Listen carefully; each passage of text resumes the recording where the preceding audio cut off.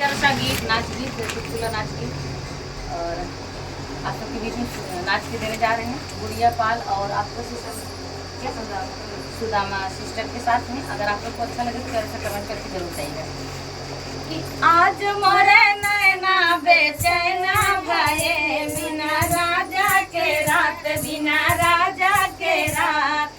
आज मोरे नैना बेचैना भये बिना राजा के रात, बिना राजा के रात।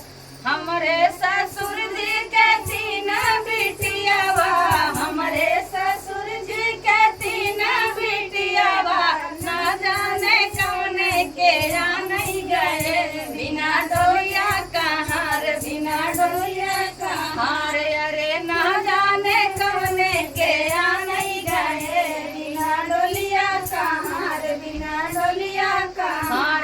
अरे आज मोरे नैना बेचैना भये बिना राजा के रात, बिना राजा के रात। अरे हमारे ससुर जी के तीन बगियावा, हमरे ससुर जी के तीन बगियावा, ना जाने कौने में तो रह गए बिना बबुरे के आम, बिना बबुरे के आम। अरे ना जाने कौने में तो रह गए बिना बबुरे के आम, बिना बबुरे के आम।